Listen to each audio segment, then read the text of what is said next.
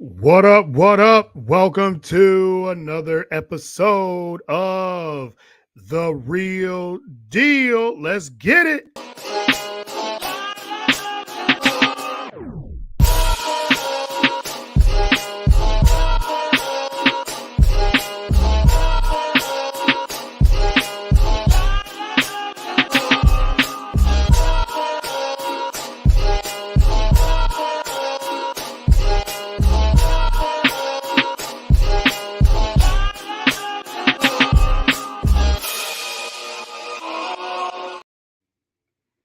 All right, welcome to another great episode of The Real Deal. I'm your host, as always, Mr. Courtney Harden. Glad to be back with another episode. Going solo today again. Had a couple of great guests lined up. We was going to talk some what's been happening in WNBA and the media and the narratives that's been going on. But both of my guests, it was going to be a round table discussion, but both of my guests had to cancel. They both got sick, so hopefully they get well soon, and we'll definitely have something going on with that. But the show must go on. So again, I'm hoping for good health for both of my guests that were supposed to be on, and we'll have something in the next couple of weeks. I'll try to get them back on in a couple of weeks. But you have me, so again, thank you for tuning in. You can catch this live right now on all social media platforms and all podcast platforms. Follow the show at Get the Real Deal on Twitter X. Follow me on Twitter, Facebook, and Instagram. Also, we're on the Roku channel, BS3 TV Network, BS3 TV. We're on YouTube as well.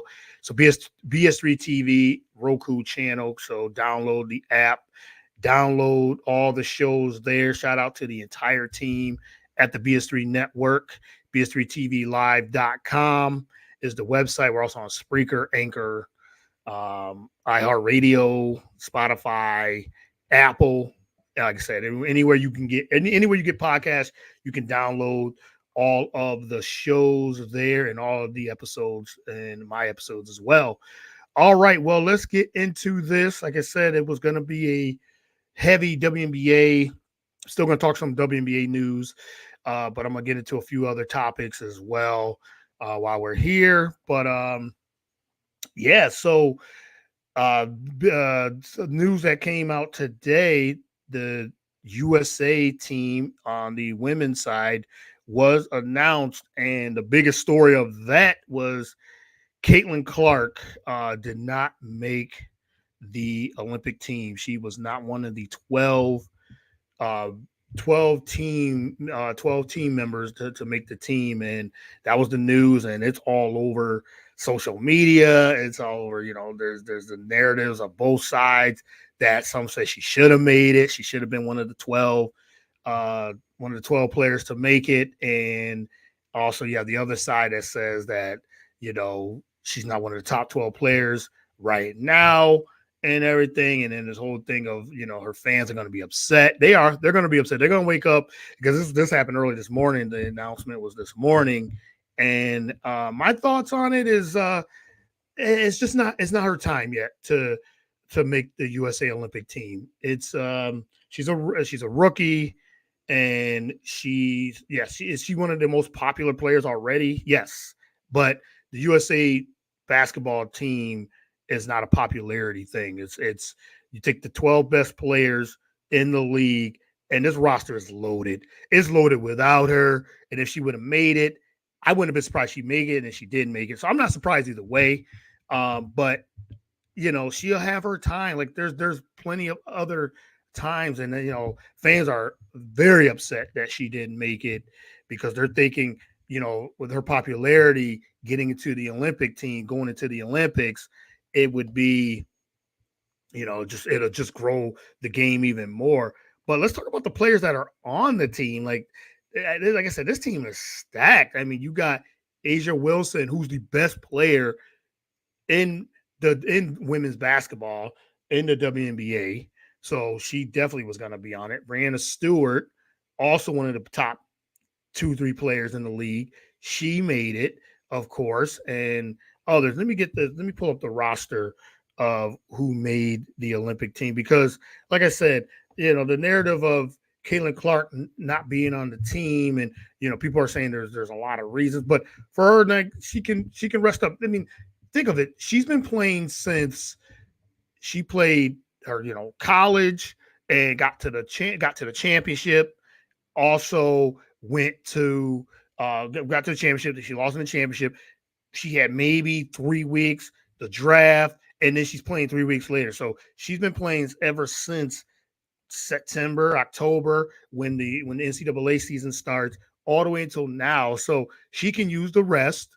She gets those 3 weeks off, and so she looks tired, she looks exhausted playing, and she's playing, and then they just won their third game yesterday, beating the Mystics. She had one of her best games at 30 points yesterday, but this narrative that she should be on the team because of popularity, and that's not how it works when it comes to that. So, but I'm gonna pull up the USA women's basketball. I'm gonna pull up the roster here. Uh, Clayton. So the story is Caitlin Clark omitted from the USA Olympic women's basketball team. How about we talk about the people the players that made it? So yeah, Asia Wilson, a lock. Brianna Stewart, a lock. Diane Taurasi, this would be her fifth Olympics. So she's still one of the top players in the league. At 41, I believe she is. Brittany Griner, Alyssa Thomas, Nafisa Collier, Jewel Lloyd, Kelsey Plum, Jackie Young, Sabrina Ionescu, Chelsea Gray, and Kalia Copper. That's your roster. This roster. Let's talk about the roster itself of who made it, and instead of who didn't make it, because they're still going to be dominant. These are arguably the 12 best players in the WNBA. So you have to you got to give it to these 12 players that are deserving. So then there's, like I said, Twitter has become now, and then that was going to be one of the topics I was going to talk about, but the social media, I should say, has become like a cesspool now when it comes to talking about the WNBA, women's sports, women's basketball, particularly, because you have so many different false narratives and you have so many different things that people are getting so nasty with their opinions about everything. And now with this, the fans of the I wouldn't say all fans, but some of the fan base of Caitlin Clark are really gonna be, and they're already making comments of saying, "Oh, this is she should have made it," and you could feel that way because some people think she should have made it. She should have been like one of the 12 players, but who knows, if she would have made the team, she probably would have got a lot of time, because it's just being a rookie, and the players I named, and I would say a majority of them are all of them are well deserving and should be on the team, but these 12 players are going to get a lot of time, and Caitlin Clark being one of those 12 players, she might not got a lot of time. So would it have been an experience for her? Yes, it would have been a great experience to be on the Olympic team, and she'll probably say herself, like, I haven't earned it yet. I haven't earned it yet. I played 12 games in my professional career. So you got to put that in consideration too. Like, all these players that have made it have years, 3 or more years. So you go with experience, and they took an experienced team, and they're going to dominate and more than likely win another gold. They haven't lost since since '96. So they won every single time. So let's pump the brakes. Like, Caitlin Clark was going to make an Olympic team. Like, she'll be on the world team more than likely, and she's gonna be like I said, 12 games in her professional career. She'll probably be on the 28 team, and as she continues to improve, continues to get better, continues to keep adjusting. And as I said, she had her best game, so she's figuring it out, and that's what it was about. I think when that seeing Caitlin in college and dominate in college, being being the best scoring, the best scorer in league history, in women's college basketball history, that they thought that was just gonna like she was just gonna go in and average 30 points. It wasn't gonna happen like that. It was going to take time.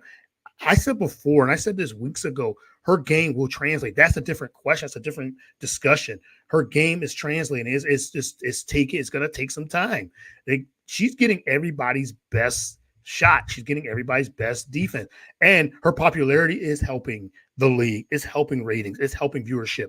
So it's doing all those things. It's just now, these 12 players that made the Olympic team is what it is. They took the experience, and like I said, she's not going to make it over Asia Wilson. She's not going to make it over Brianna Stewart. She's not going to make it over Alyssa Thomas, Jewel Lloyd, Kelsey Plum, Jackie Young, Sabrina Ionescu. They earned their way. They earned their spot, and Caitlin is going to do the same thing. So she's going to be on a team. She's going to be on an Olympic team. It's just not her time. And like I said, she can take the rest. She can use the rest, and that's what it is. So that's yeah. So there's a lot of, like I said, there's a lot of narratives, a lot of different opinions on this. You should have seen it on the things, what's going on Twitter, like why, like Chris Mannix from SI, from Sports Illustrated. He said, I really want to hear the decision making behind Caitlin Clark off the USA basketball roster because I can't fathom an explanation that makes sense. Yeah, I can. Earning it. That's it. It's as simple as that to me. Then these are experienced players. It's not a popularity contest. It's just not. And like I said, Caitlin will say it. I'm sure she's gonna say it herself. She's gonna probably say, I didn't. Yeah. I would be glad to make it. It would have been an honor to make it, but the 12 players, I'm going to earn it. I got to earn it. So yeah, there's going to be other opportunities, and Caitlin will more than likely be one of the best players heading into the next couple of years. But like I said, she's only 12 games into her professional career, so let's just let her keep developing her game, continue to be a professional, and we'll go from there. So I have no problem with her being left off the Olympic team. Yeah, other comments. I'm just going through some of the comments. I love watching Caitlin play basketball. I'm sad she won't be with Team USA. The reality is 11 of those players are just better at this moment. I totally agree with that. And so, others are going to say, well, it's hate and it's this and that. I'm tired of that. And another thing, I'm gonna transition into this other. I got a couple more topics on the WNBA. Because this week was crazy. There was a whole thing with the First Take and Stephen A. Smith and Monica McNutt discussion about how much coverage the WNBA that they do and what they've been doing and everything too. So I got an opinion on an opinion on that. But I want to get into this. I'm not going to touch on this too much, but the whole Kennedy Carter, this happened last week and it's still being discussed. I wasn't going to bring it up, but the whole Kennedy Carter and the hip check foul on Caitlin from last Saturday, and it's still being discussed. This is not the first time a player has been hip checked. It's not the first time a player has got a dirty foul on them. It was a dirty play. It wasn't a basketball play, and Caitlin said it herself yesterday during her before the game yesterday. She did say that she has no ill will. It was a hard foul. It was a dirty foul. She's moving on. She wants to play basketball. And I think the discussion of this needs to get back to just basketball. There's just been so much with the media and fans and the narratives and all these things. Can we just get back to let's talking about basketball and let's talk about the play on the court? I think that's where it needs to go now. And the media and fans will just keep bringing it up. And then, I think a lot of fans and media also feel like Caitlin should be speaking up against certain issues. There are things are going on. There is a lot of racism. There's a lot of different things going on, nasty remarks and comments, and from a lot of fan bases, not just Caitlin Clark's fan base, from all over. because even the Chicago Sky, they were harassed. Players from the Chicago Sky were harassed uh, during at their hotel, which is not right, not cool, not at all. There's got to be some more security there because these women need to be protected. And I think some people want Caitlin Clark to say something about certain things and topics and things that are going on and narratives that are going on. And it's just not, I don't feel like it's for me, if Caitlin doesn't want to say anything or anything like that, she shouldn't. Shouldn't be forced. She's not. I don't think she's oblivious to these things. She sees these things going on, but you know, she doesn't have to really say anything. She just wants to hoop, and I think a lot of people expect her to be this outspoken person when it comes to these certain issues. And some people just don't speak on these issues, and you can't force someone that doesn't want to speak on it to do that. So I don't think you should expect just her to speak on these things or anything like that. She says she wants to get back to conversation of being of basketball, and I feel like that's what it should be too. And I see it. We deal with those things, racism and things like that, and it's out there, it's there, but I don't think it should force people to talk about it either. They're not oblivious. They shouldn't be oblivious to things like this either. But I really feel like certain people don't talk. Michael Jordan, like the greatest athlete, arguably the greatest athlete of all time, he never spoke on a lot of different issues, and people gave him a lot of crap about that. And he just wanted to play basketball, and where I think that's where the disconnect with fans feeling like players and athletes should speak up. You have people that do it, that can do it well, but others they just don't do it. They don't get involved in a lot of those things, a lot of those topics outside of off the court. They just go ahead and just want to play basketball and be a professional, or play their sport and be a professional. That's all they want to do, and that's for them. So this whole thing where they should be doing this, they should be speaking up on these things, and when if she's ready, she will. If she doesn't, she doesn't. There's nothing against that, or at all. So that's what I feel about that. But I want to get into uh, earlier this week where Monica McNutt from ESPN was on First Take and with Stephen A. Smith and Shannon Sharp and Molly Karam. They were on, and they had a 45-minute discussion about the whole Kennedy Carter, Caitlin Clark foul, and protecting the asset of Caitlin Clark. And I mean, it was going on. It's been going on all week, and there's been a lot of different opinions, been a lot of nasty takes, and there's been a lot of things. But the one thing that stood out to me was when Monica McNutt, her and Molly was like, because Stephen A. and Shannon were really off the rails in this discussion, and it was interesting that Stephen A. said in the end of the whole thing was like, there's been no other platform. There's been no other platform First Take other than First Take that has talked about and covered women's sports and women's basketball. Nobody else has done it better or more than them. So Monica kind of gave him that side eye and looked like, respectfully, you could have been, with the platform you have, you could have been doing more 3 years ago. And they weren't talking about the WNBA. They were not. They were not.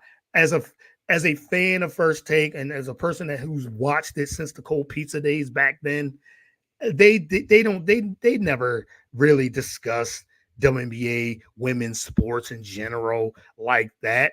They just, if they did, it was more on the bigger stories, the bigger storylines, or anything like that. Anything that had a headline. That's the one.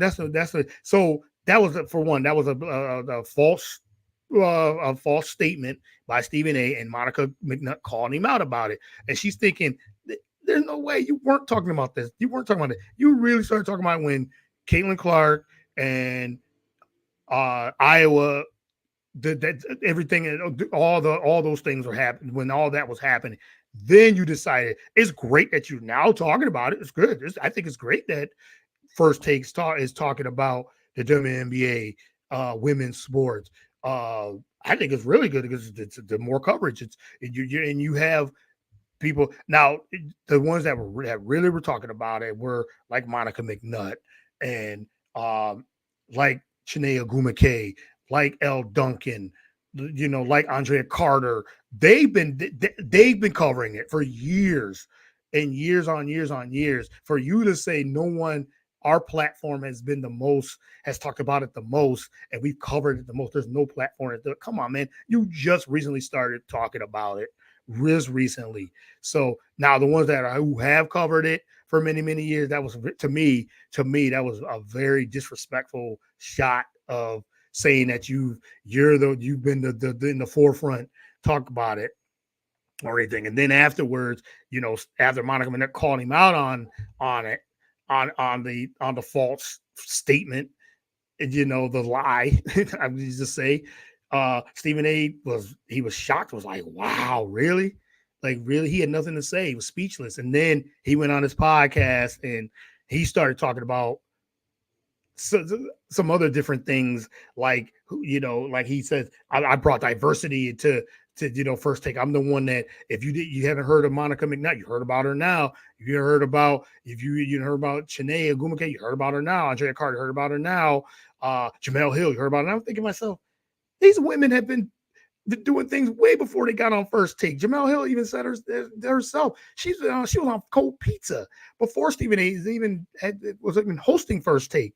So for him to be almost like he made them another thing, he just went on a rant about, I've given opportunities for like Kimberly Martin and and others. Like, no, you've given them you have reached out and now they're on First Take. Like, you've given them an opportunity, I should say, or a way to now to help them.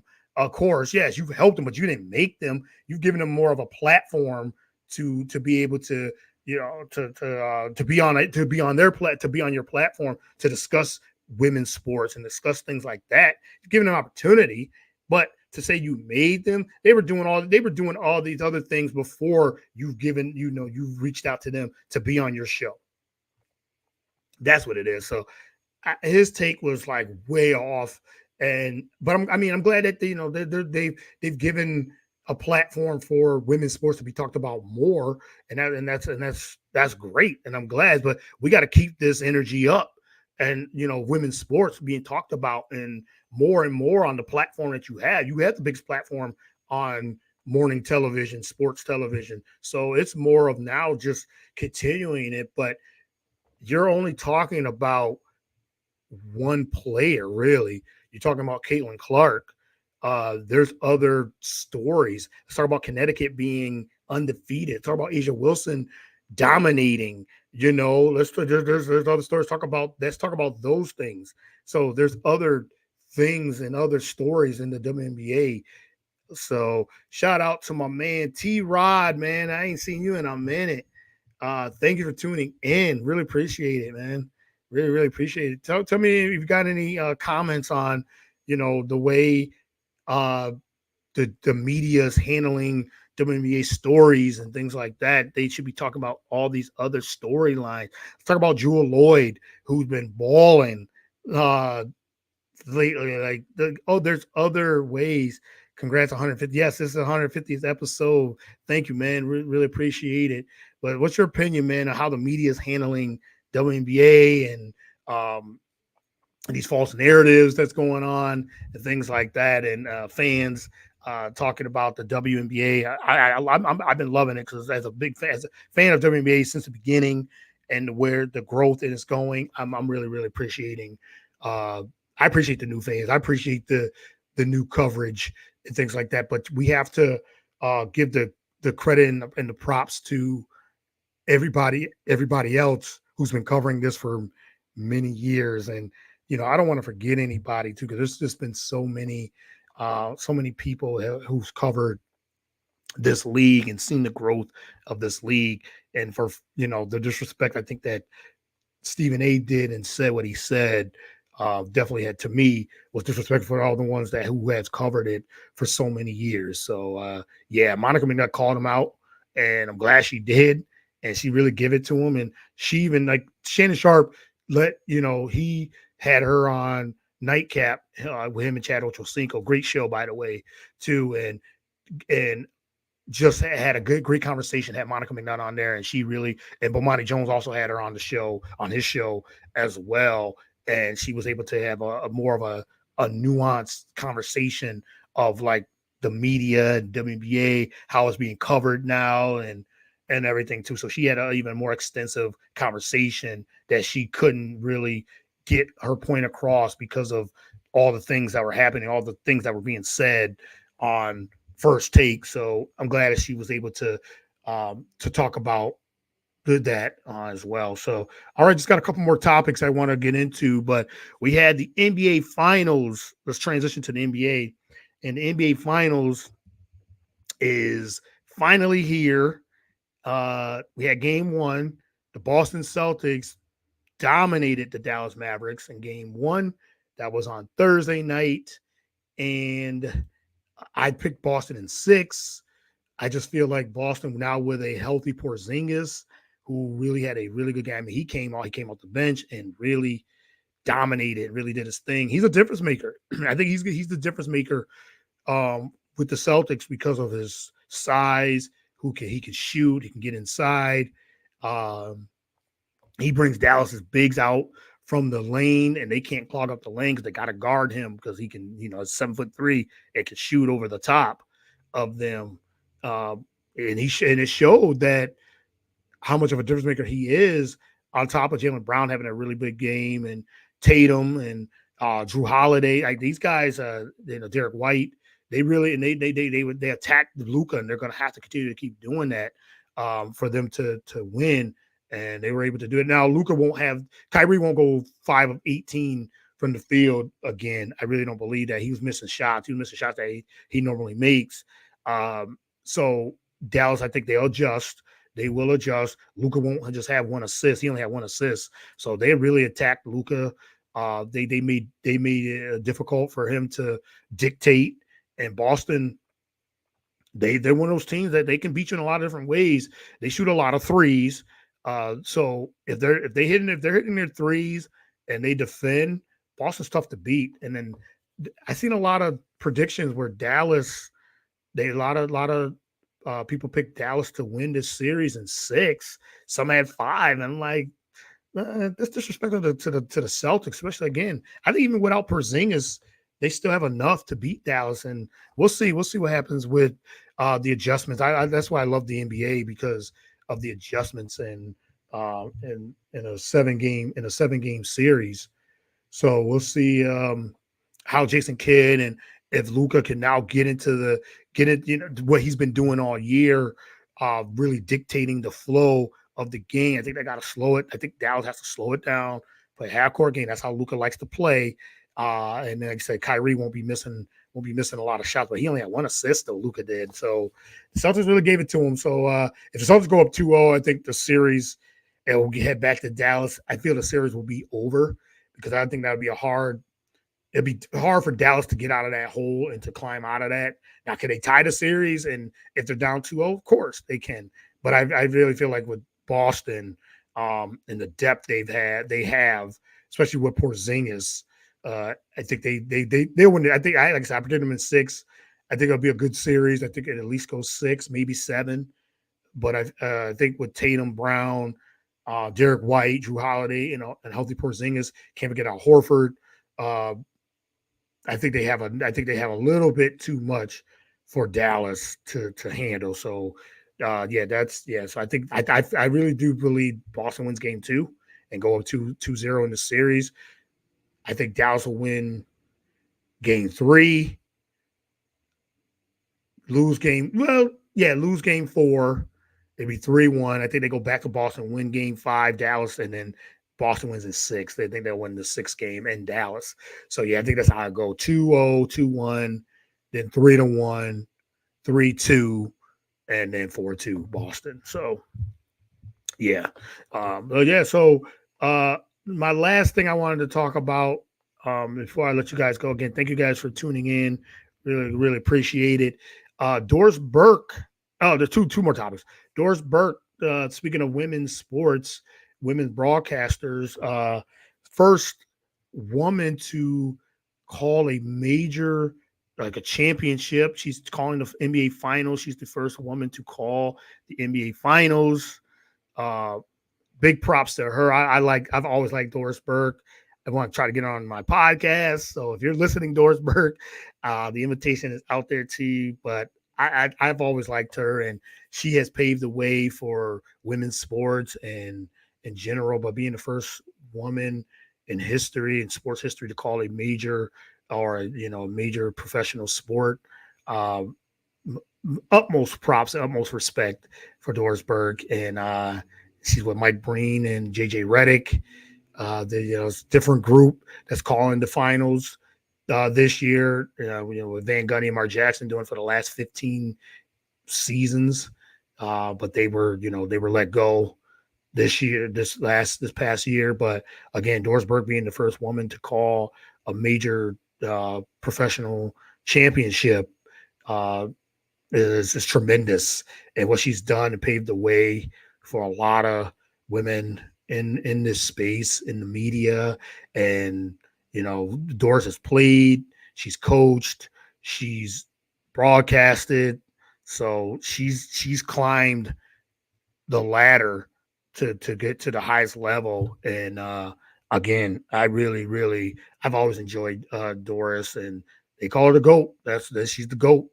So yeah, props to big major props to Doris Burke um, there. So looking forward to seeing what's because with JJ Redick and that broadcast team is Mark Jackson left. Barbershop Sports Talk. What's good? Thank you for tuning in. Really, really appreciate it, man. Hey, what's you guys' take on everything, what's been going on with the WNBA and the media and all those things? Love to hear you guys' opinion on that, and who you guys got winning the finals. Really would appreciate the comment though, man. Thank you for tuning in.